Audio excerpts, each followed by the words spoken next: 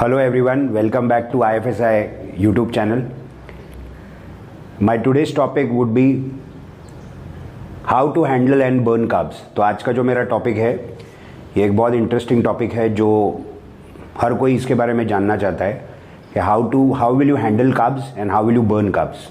Okay, तो इस particular topic में मैं आपको कई सारे तरीके बताऊंगा. फर्स्ट ऑफ ऑल, हमने देखा है ऐसे बहुत सारे लोग होते हैं जिनको कार्बोहाइड्रेट्स की क्रेविंग होती है, या तो ऐसे लोग बहुत हैं जिनको शुगर क्रेविंग होती है.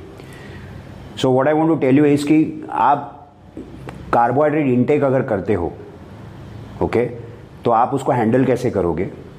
ओके, आप ऐसे कुछ तरीके इस्तेमाल कर सकोगे कि उससे आपकी क्रेविंग कम हो जाए. ओके, आपका वेट गेन ना हो, आपके अंदर ओबेसिटी जैसे प्रॉब्लम्स ना हो. तो ये सारे तरीके मैं आपको, ये सारे मेथड्स मैं आपको आज के वीडियो में बताने वाला हूँ.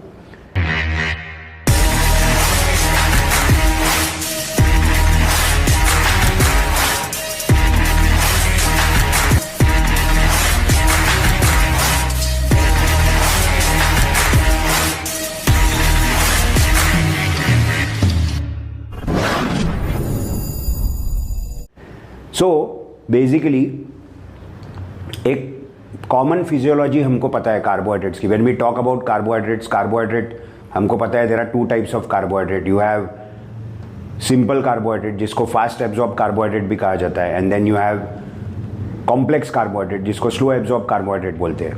बराबर है, जिसमें सिंपल कार्ब्स हमको पता है जैसे सिंपल शुगर्स होते हैं, करेक्ट, जैसे fructose, maltose, glucose, lactose, sucrose, ये सारे सिंपल कार्ब्स में आते हैं या तो सिंपल शुगर में आते हैं, करेक्ट. और बाद में then you have the complex carbs जिसमें फाइबर कंटेंट ज़्यादा होता है, ये भी हमको पता है.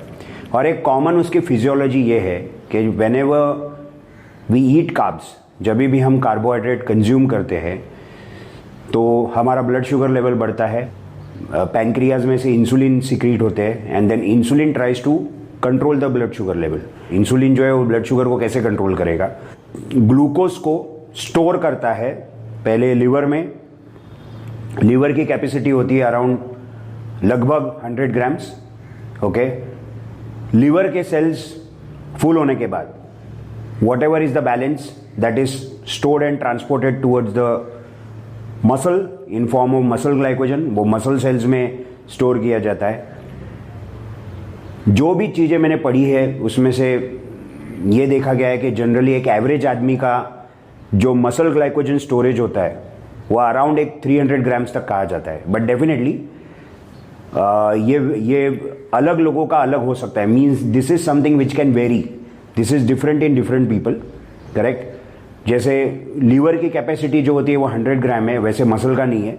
बट एक एवरेज आदमी का कहा जाता है कि muscle glycogen storage is around 300 grams, correct. तो वो मसल में जाके स्टोर होगा, and then whatever is excess that goes into the fat cells. Okay, और अगर फैट सेल्स में अगर ये ज़्यादा होने लगा then it leads to obesity, and then it leads to obesity related problems. सारे मेटाबॉलिक डिसऑर्डर्स जैसे डायबिटीज़ मेलिटस और कोरोनरी आर्टरी डिजीज़ और ये सारी चीज़ें लोगों की शुरू हो जाती है. हाइपरटेंशन, ये सारे प्रॉब्लम स्टार्ट होते हैं. The point is, how will you handle all these things? Okay, let me make it very clear right in the beginning. I am not somebody who is against carbs. Okay, मैं ऐसा कभी नहीं बोलता कि आप carbohydrates को avoid करो. हाँ, डेफिनेटली मैं ये डेफिनेटली बोलूँगा कि आपका कार्बोहाइड्रेट का जो सिलेक्शन क्राइटेरिया है वो अच्छा रखो. When you select carbs also, you should know what you are having, you should know what you are consuming. तो ये चीज़ें बहुत ज़्यादा ज़रूरी है. Okay, and I am not somebody जो आपको हमेशा बोलेगा, हर एक इंसान को बोलेगा जो कि आप हर एक आदमी को वेरी लो कार्ब डाइट पर जाना चाहिए. ये मेरा सजेशन नहीं होता, क्योंकि हर एक इंसान का जो डाइट होता है, ओके, उसके जो डाइट की प्लानिंग होती है वो हर एक इंसान की अलग होती है. हर एक इंसान की अपने गोल होते हैं, ओके, उनका एक अपना लाइफस्टाइल होता है, उसके अनुसार डाइट प्लान्स होते हैं. ओके, और उसके अनुसार उनको मैक्रो न्यूट्रिएंट्स और माइक्रो न्यूट्रिएंट्स सजेस्ट किए जाते हैं, राइट. लेकिन एक इंपॉर्टेंट पॉइंट है कि आप ये कार्बोहाइड्रेट को हैंडल कैसे करोगे. तो मैं कुछ आपको मेथड्स बताऊंगा. सबसे पहला एक मेथड है making use of alpha lipoic acid. Now alpha lipoic acid which is also known as the ALA करके उसको जाना जाता है, वो alpha lipoic acid is an antioxidant, और वो एक ऐसा एंटीऑक्सीडेंट है जो वाटर सोल्यूबल भी है और फैट सोल्यूबल भी है। तो जनरली आप जब एंटीऑक्सीडेंट्स देखते हो या तो वो वाटर सोल्यूबल होंगे या तो फैट सोल्यूबल होंगे। जैसे vitamin C is an antioxidant but it is water soluble, vitamin E is an antioxidant but it is fat soluble, बराबर है। But if you look at alpha lipoic acid it is both water soluble and fat soluble. And the most important property of alpha lipoic acid is that it improves your insulin sensitivity. आपके insulin sensitivity को improve करता है. मतलब क्या? मतलब आपके sales की capacity glucose को एब्जॉर्ब करने की जो कैपेसिटी है आपके सेल्स की वो इंप्रूव करता है.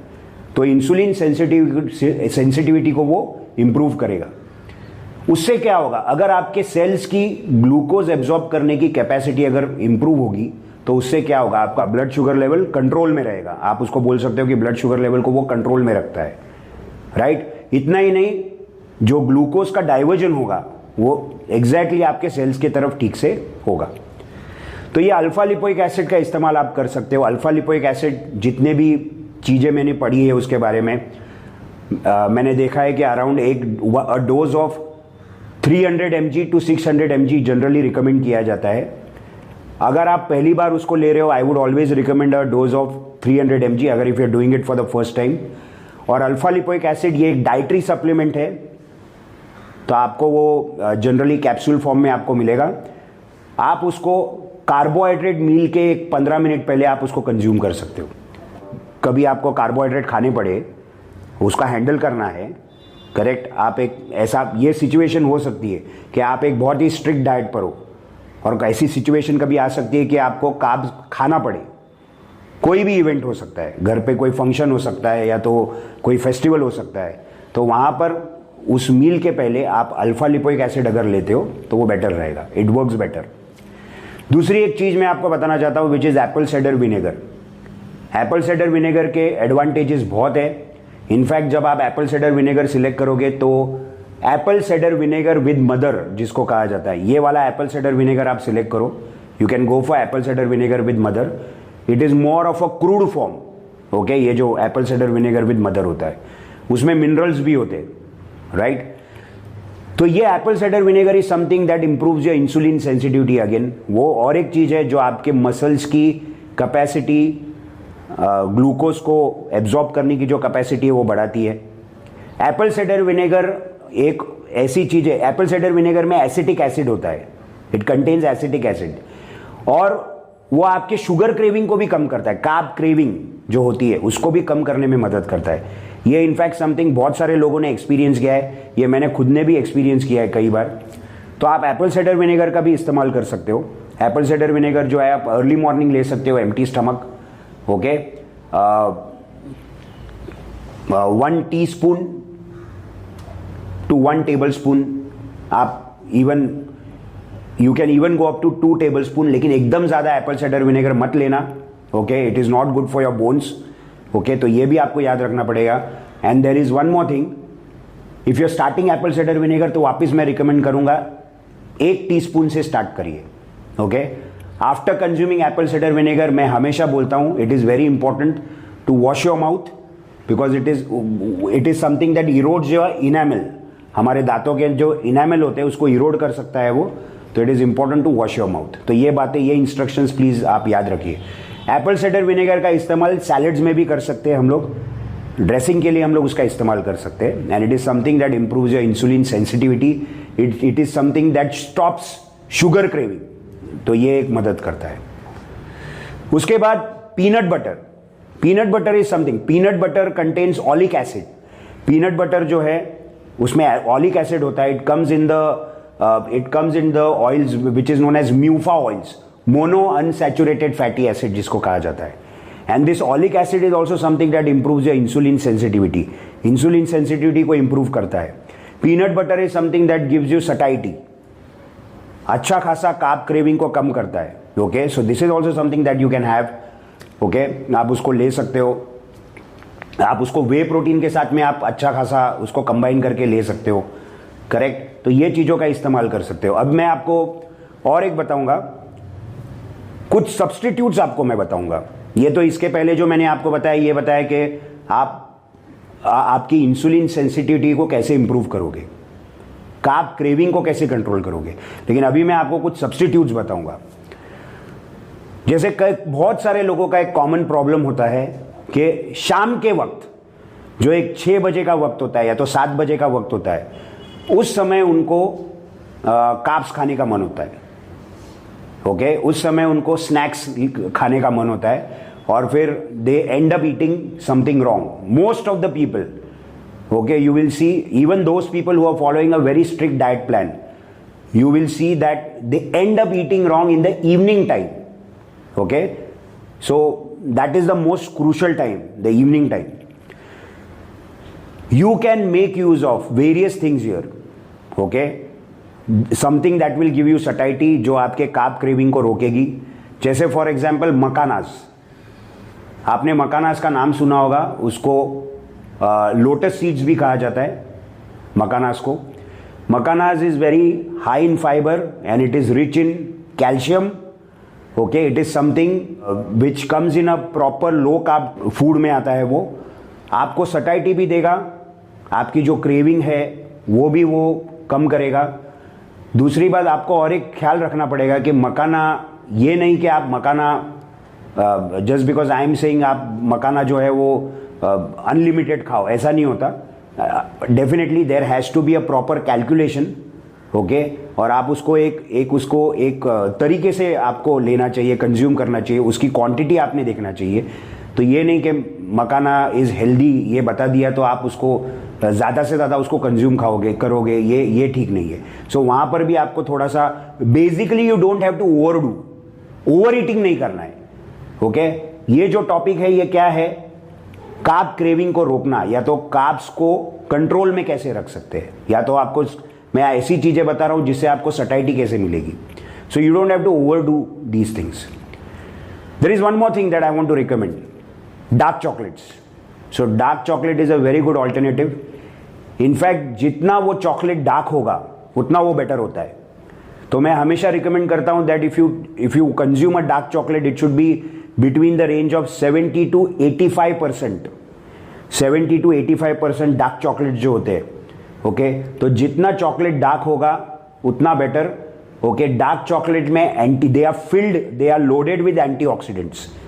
सो डार्क चॉकलेट में there is something known as polyphenols. Polyphenol जो है ये एक टाइप का एंटीऑक्सीडेंट है जो बहुत अच्छा है आपके बॉडी के लिए। शुगर क्रेविंग को रोकता है, शुगर क्रेविंग को वो रोकता है। मैं डार्क चॉकलेट की बात कर रहा हूं, करेक्ट। और स्पेशली ऐसे लोग जिनको मीठा खाने का मन होता है, okay, those people with sweet tooth, तो ऐसे लोगों के लिए भी एक परफेक्ट चीज है डार्क चॉकलेट। बट अगेन मैं वापस आपको रिमाइंड करूंगा कि you don't have to overdo things. So ऐसा नहीं है कि डार्क चॉकलेट आप खाते ही रहो, ये नहीं होना चाहिए। याद रखिए, आपका टारगेट याद रखिए, आप डाइट प्लान क्यों फॉलो कर रहे हो, आपका टारगेट क्या है, ये प्लीज याद रखिए। So and don't overdo things. So ये एक चीज आप कर सकते हो। मैं और आपको एक बहुत अच्छा सजेशन दूंगा, स्पेशली वो टाइमिंग के लिए, शाम के टाइमिंग के लिए।